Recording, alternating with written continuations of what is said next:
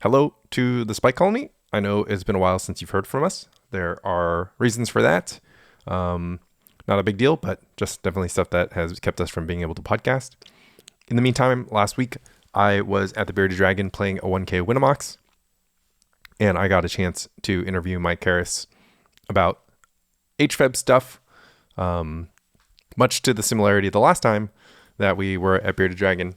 And I thought it'd be fun to talk to a Cabal member about HFEB technology, a topic that I think is obviously super cool and fun. So enjoy this chat with Mike Harris. I'm here with Michael. What's your middle name? McDaniel. Michael M. Harris. How are you doing? I'm doing great. How's the morning treating you? It is good. Where are we? We are at the Bearded Dragons games in Bernardsville. Yeah, New Jersey. That's right, New Jersey for another Winamax. Yeah, when did they announce that this tournament was happening?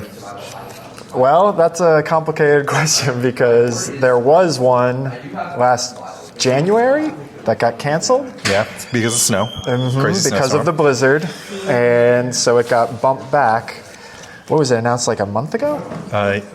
Probably they announced that it got bounced back a month ago, but the January announcement was probably announced in like November. Right. What was the price of Mox Diamond? Let's see. I think it's doubled in price at this point. I think it went from like... Doubled is atrocious, 500 to 1,000, 600 to 1,200 for a good condition one. I've seen them for 1,500 now. Oh, 1,500 is illegal. Weird that such an unplayable card would be so expensive. Well, it's awful in Groatog. It's awful as everywhere. I understand. It's actually awful everywhere. But we'll save that for another podcast. What are the goings on in HFEB these days? Tell me about this Battlefield Scrounger situation. Let's see. How long can we make this podcast? Well, I'm just people are trust me.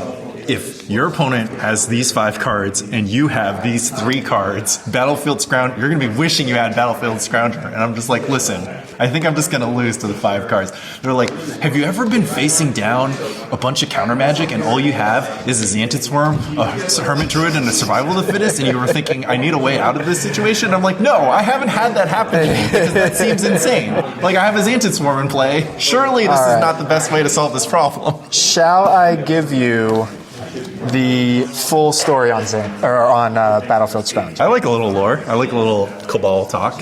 So it's kind of funny. It actually was the morning of the last Bearded Dragon in November.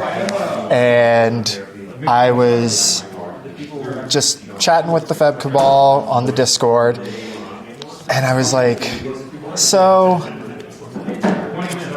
I don't have time to make any changes, but guys, is there any way that we could make a Hermit win off of a Xantid Swarm?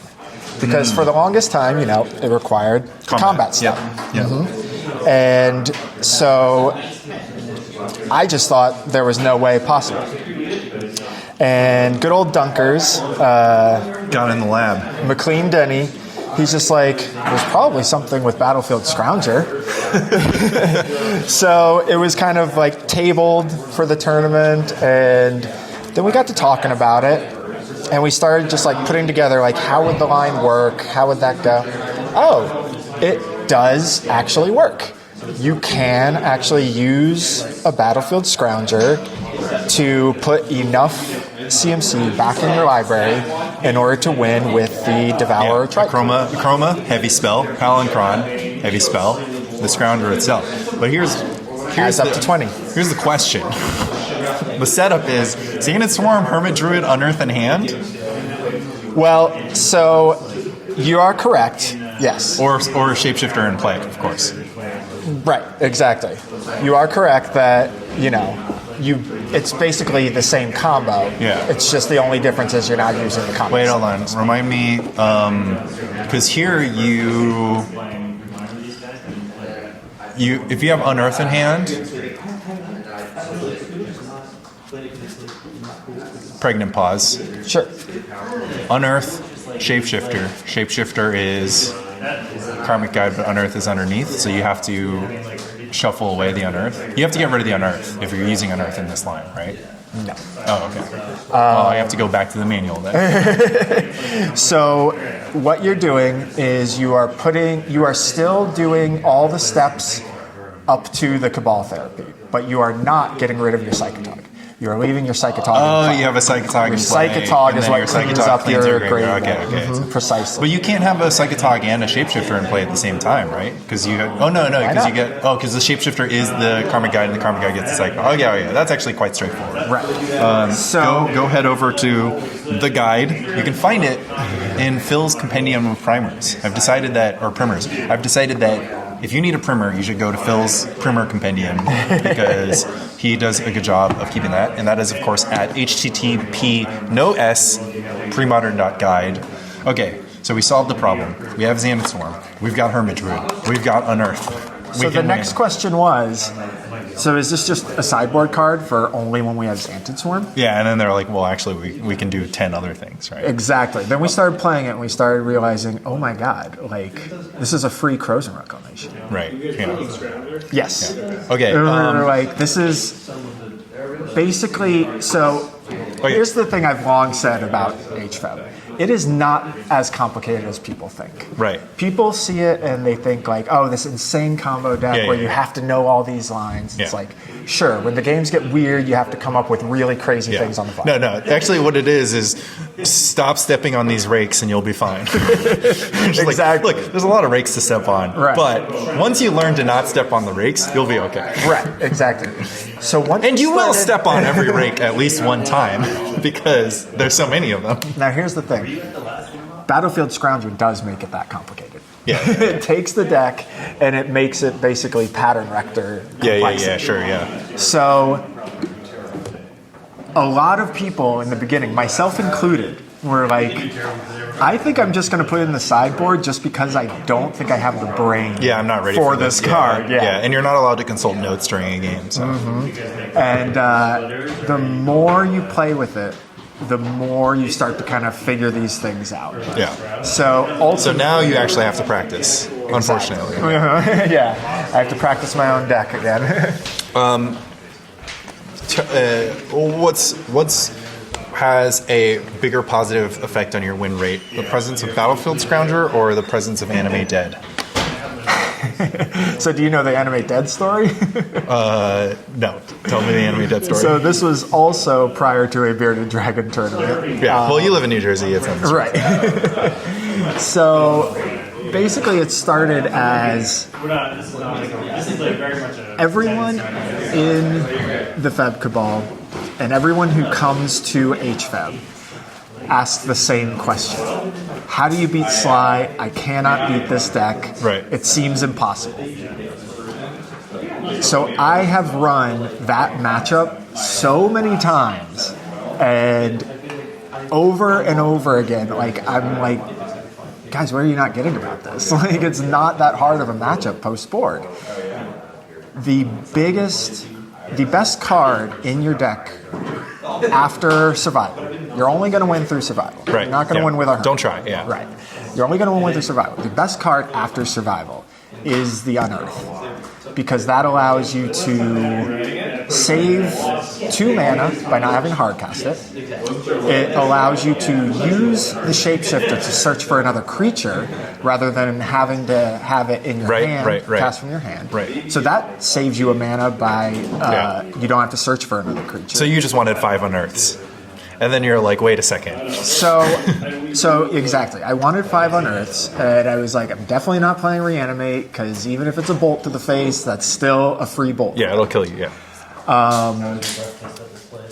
And what else? Like, I don't really want Exhume because there's like the off chance that they... Anyways, long story short, I said, all right, well, let's try Animate Dead.